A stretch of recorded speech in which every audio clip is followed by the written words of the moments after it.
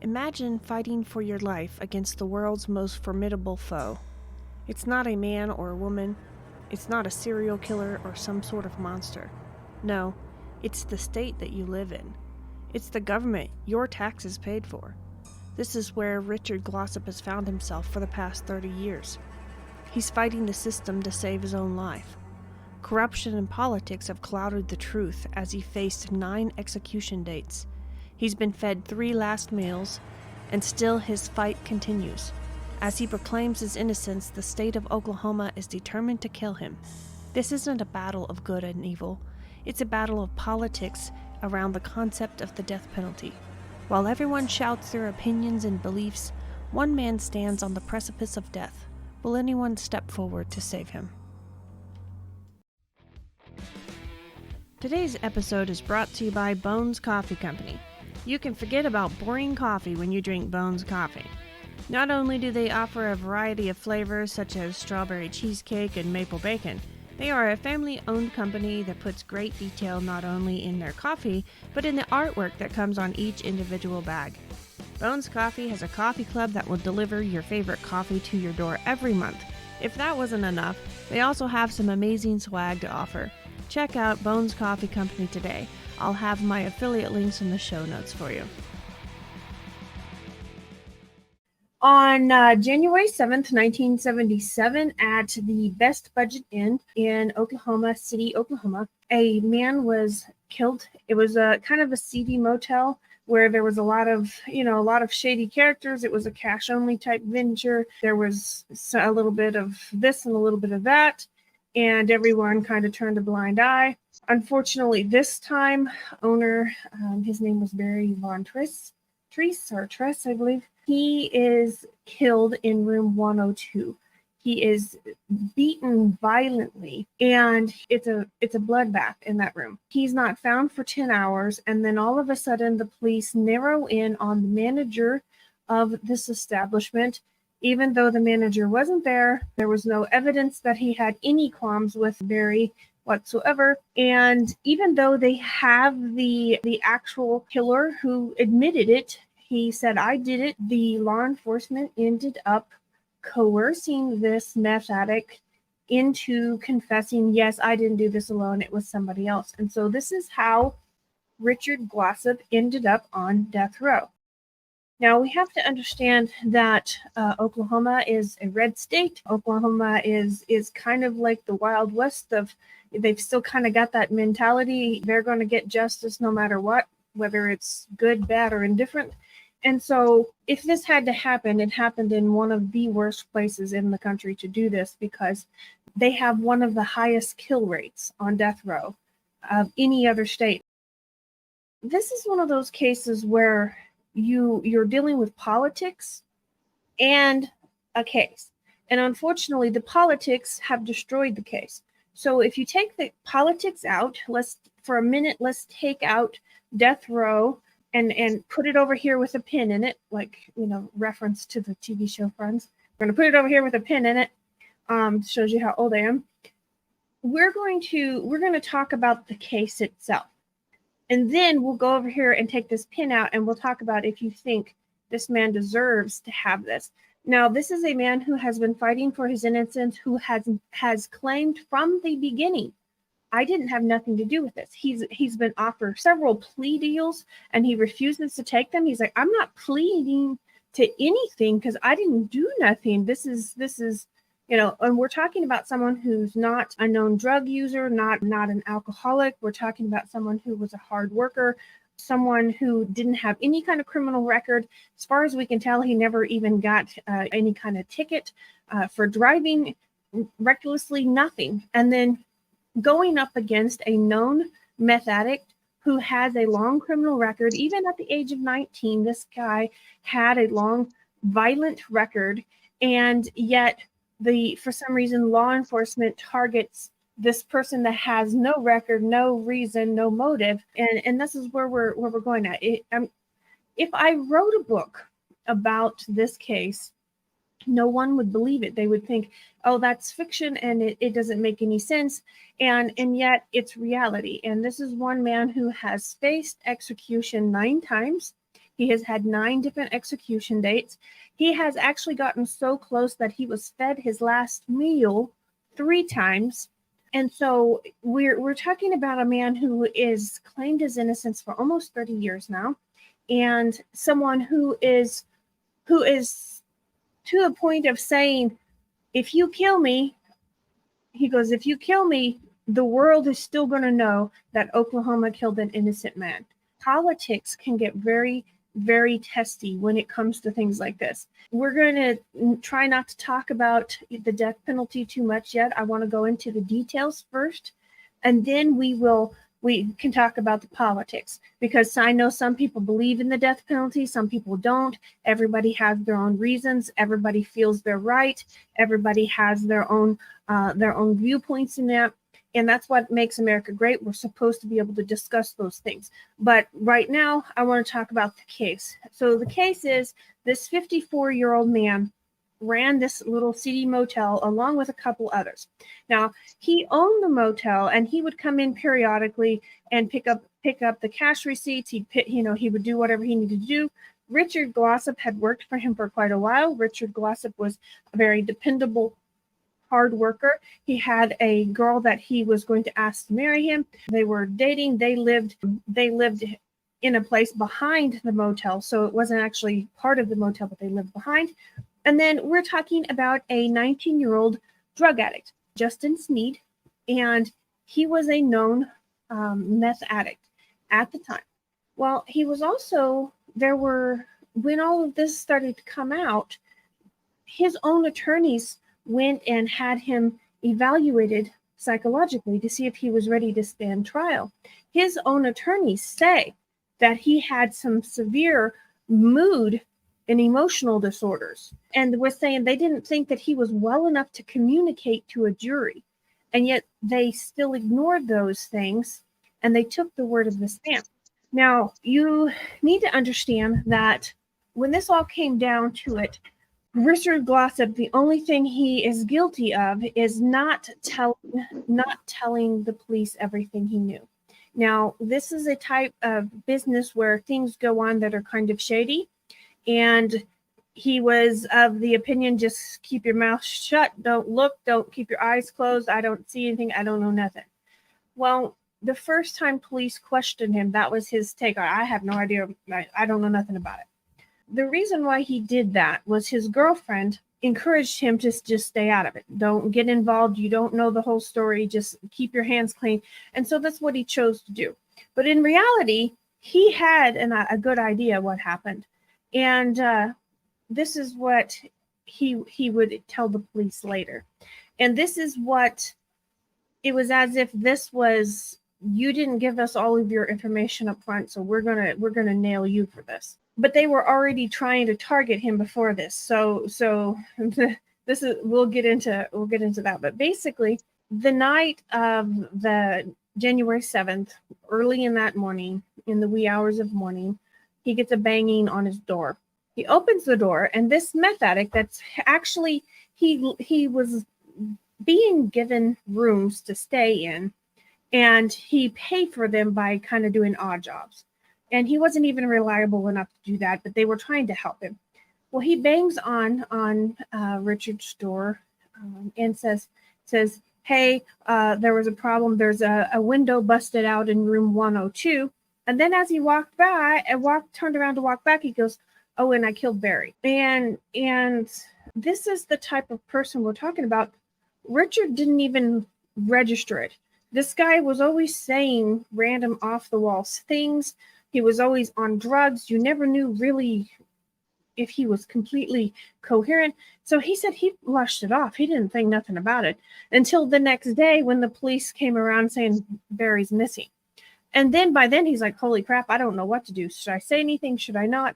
And by the time he agreed to say something, the police had already targeted him. So that's the only crime, if you want to call that it. That's the only crime that Richard is accused of that he could actually be charged with. So they, instead of just saying that, they actually charged him with accessory to before and after the murder. They charged him with tampering with evidence and police interrogations and all this stuff. They charged him with all these things, none of which require the death penalty. None of them. But here's what happens in the meantime.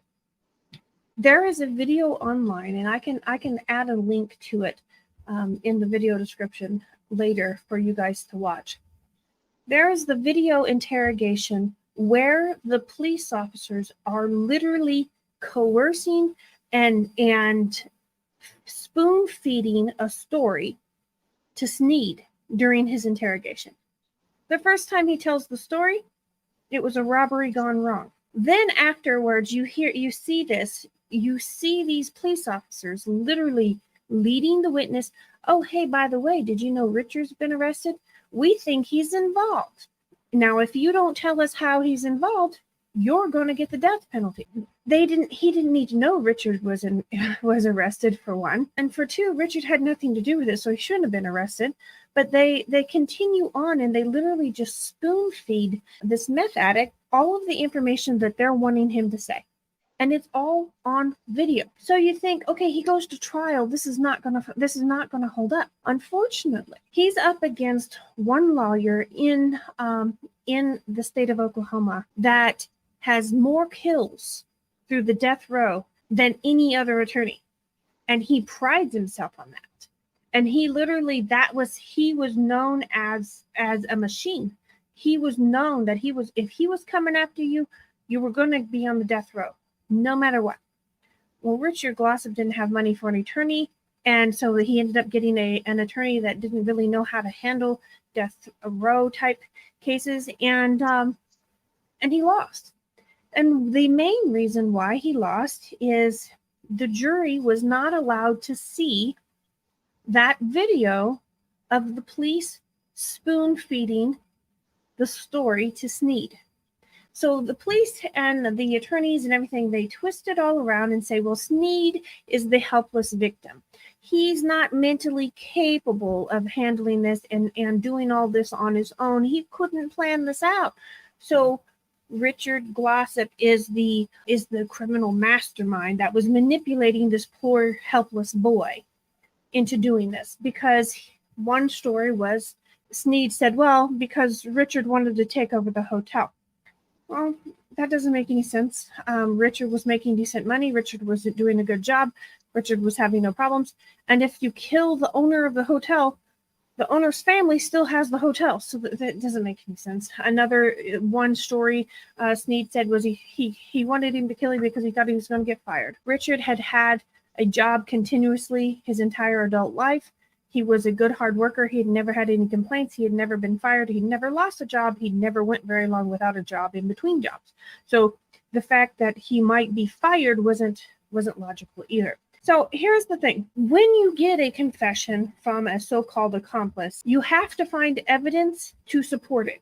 Even if it's not physical, even if it's, you've got to find some kind of supporting evidence that proves that story is true. There's none. Now, they said that he had about $4,000 on him and that Richard and Justin split that. Well, Richard didn't have quite $2,000 at all, and Justin did. Justin had quite a bit of cash on him. All of Justin's money was covered in blood. And they went ahead and did a DNA analysis on the blood stains of the money, and all that blood came back to Justin. So Sneed actually tore his hands up beating this guy to death. And so he was bleeding all over his cash. The little bit of money, the money that Richard Glossip has, it was clean and neat and no blood whatsoever. Now, he had a full-time job and he had been saving up because he was going to go buy an engagement ring for his girlfriend that weekend.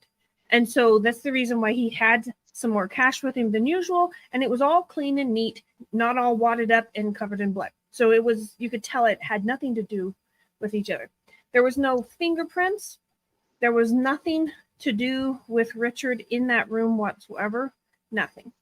Now, As far as Richard knew, Barry had left the night before about 7:30 because that was his plan. He was going to leave about 7:30. He was going to make his round through the hotels and then he was going to go back to the house. And he had actually told Richard, if my wife calls, tell her I'll be home in this amount of time. So that was what Richard was thinking. So in the middle of all this, it starts out as this is a broken window. Okay. And so the next day, he goes up there from the outside and he tacks on a piece of plexiglass to cover up the window that's broken, and somebody sees him do it. He doesn't go into the motel room. The blinds are there, the curtains are there, everything's closed. You just see that it's got a crack in it. So he covers it up with a piece of plexiglass. So if it rains, it doesn't rain into the room. Doesn't go in, doesn't nothing. But somebody's seen him put that piece of plexiglass up over the outside of that window. And so the cops use that. So he's trying to cover up the crime. He was trying to cover up a hole so it doesn't get rain damage. And he didn't go in. He just did that from the outside. It was just kind of one of those patch-up jobs. Going to cover it up real quick till we can afford to fix it. It wasn't, I'm going to replace the window and take it all out and all that. It was just, I'm going to patch this up.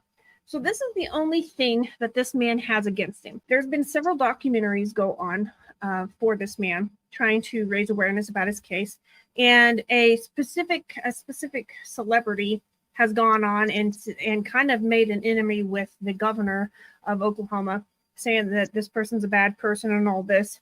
And all that did was tick them off and make them fast track it a little more. But this is what we need to understand in this case specifically. The governor and everybody says these things, and this is kind of my mindset on it too before I start studying these things. This guy has had 20 years and he's gone through all of his appeals processes. He's had 2 jury trials. He's had all this stuff. They've heard the evidence. They've convicted him. He must be guilty. But this is where we want to understand, when a judge rules that the jury doesn't get to see every piece of evidence, they are literally giving the jury a puzzle to put together without all the pieces. And then they're expecting that jury to come out with a good conclusion.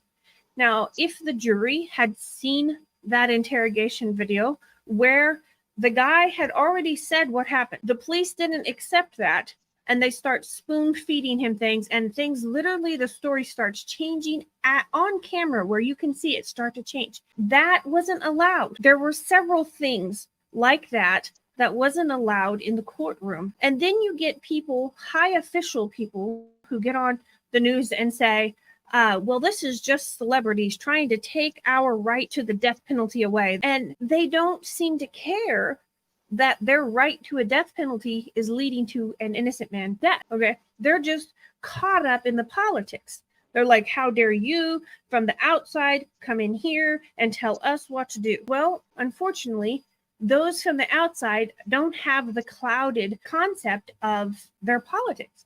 Now, I'm from Texas, so I was raised believing in the death penalty. I believe the death penalties for people like Ted Bundy and people like that, people that hurt children. I don't believe that this is what the death penalty is meant for. I don't believe that this is what it's for. If there's any question whatsoever, it should be stayed until there's no more questions. And so this is what I don't understand. How can this keep going? Well, up until recently, on May 18th, so 10 days ago, this guy was scheduled to be executed again. The Supreme Court has actually pushed a stay on this that blocked it to where Oklahoma cannot execute this man until the Supreme Court hears all of the evidence.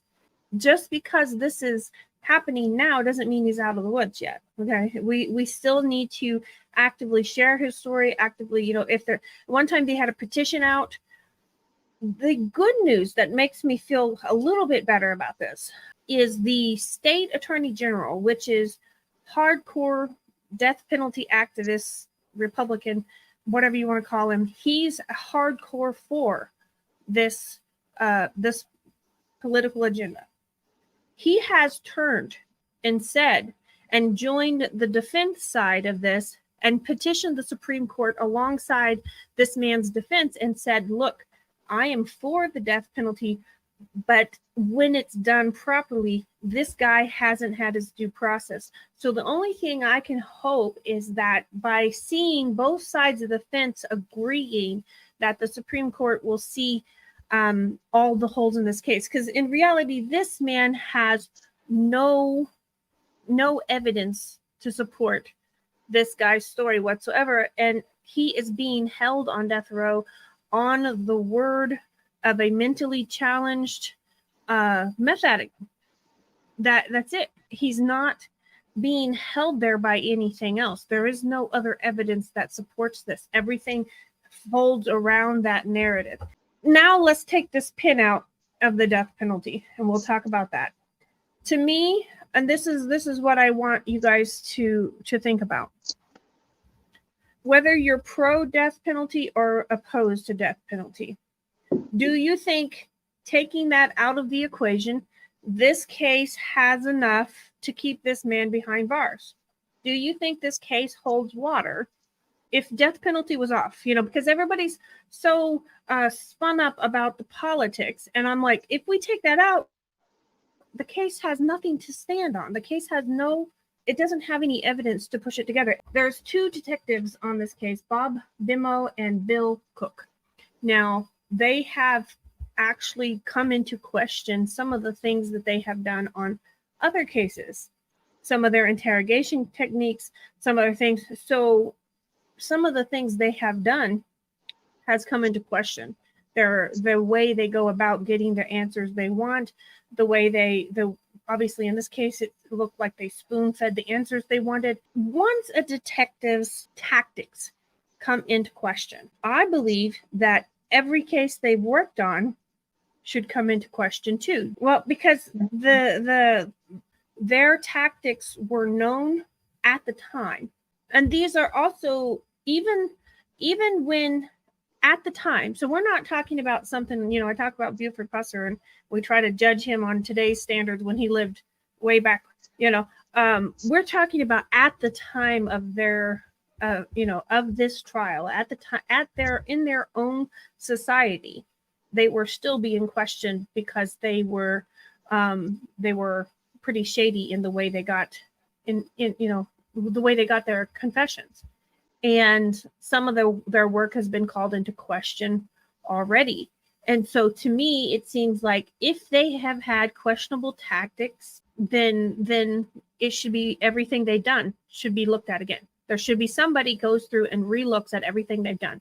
Because if that's happening, and in their day and age, they even said in this one documentary that I did, the journalists of the day didn't like talking to those two men because they were hateful, they were rude, they weren't nice people, they were, they weren't even nice to journalists. And so even in their day, they weren't really behaving the way people would expect them to. In reality, we need to keep this case in the public eye until it gets over with. Because at this point, this man has butted up against so much corruption that the only thing that's really going to push this thing through is if we keep it in the public eye, because public pressure is the only thing that's kept this man alive for the last 30 years.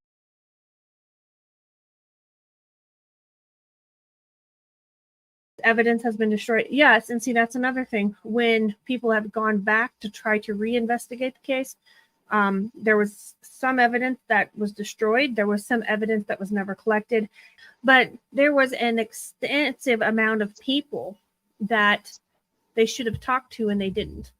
And so there's evidence destroyed. There's evidence that has just died out for, because after all these years, there's some evidence you just can't collect anymore. It's gone. If you didn't collect it right then, it's gone.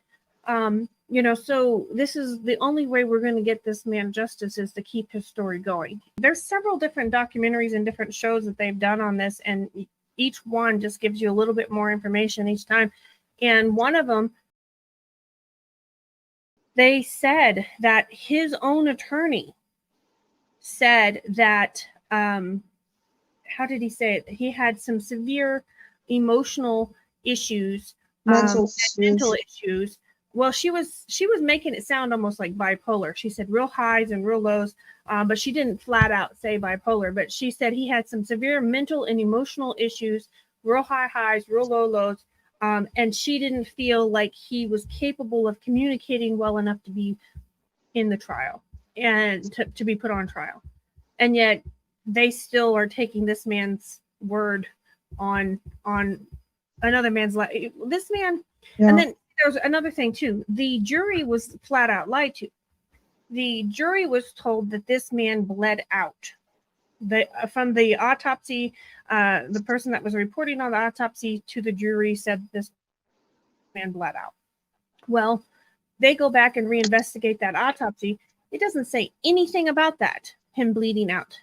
That man died instantaneously from blunt force trauma to the head. Was it a baseball bat? Mm-hmm, he had a baseball bat.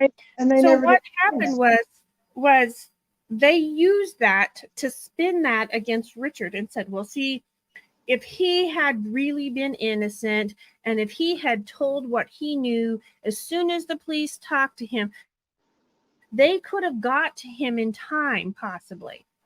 So see, they used even that to try to say, well, Richard planned all this and he didn't want him to be found for 10 hours. He didn't want him to know this. And so even the autopsy results. So what really upset me was you got two public officials that get on these documentaries, and one of them says, well, this man has been convicted by two juries. So unless you have any new evidence, we're not going to do anything about it.